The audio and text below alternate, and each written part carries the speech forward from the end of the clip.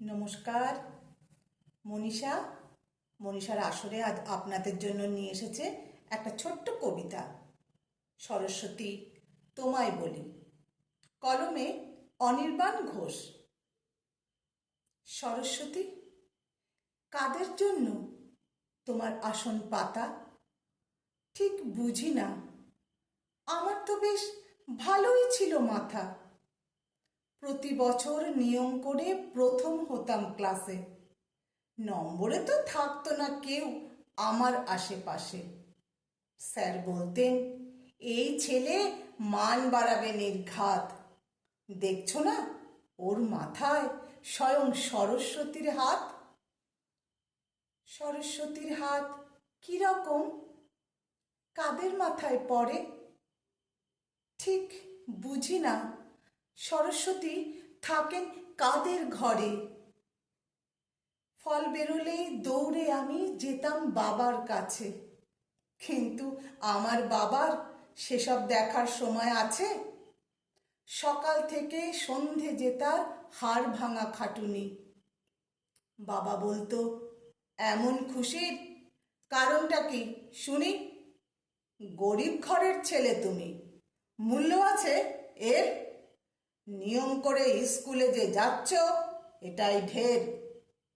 College যাবার খরচা জানো কে জোগাবে টাকা? যার যেরকম অবস্থা তার উচিত তেমন থাকা। সরস্বতী কোথায় থাকেন, কোনখানে ঠিকানা? কাণ্ড দেখো, গরিব ছেলের কাজ কি সেসব জানার? তারপরে তো বন্ধ সবই, পড়াও গেছি ভুলে। দেখতে দেখতে 2 বছর পা রাখিনি স্কুলে। কারোর ভাগ্যে ছক্কা জোটে, কারোর ভাগ্যে পুট। আমার একটা নাম জুটেছে, নামটা কি? স্কুল ছুট।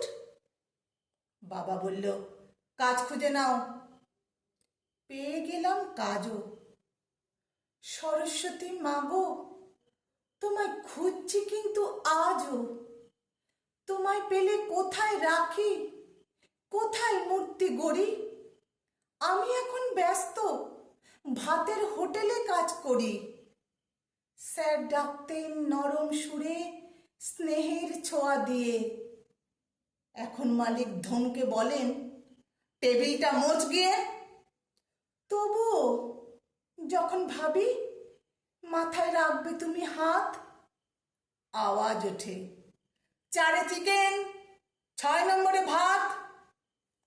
নমস্কার। কেমন লাগলো কবিতাটা কমেন্ট বক্সে জানাবেন। চলি।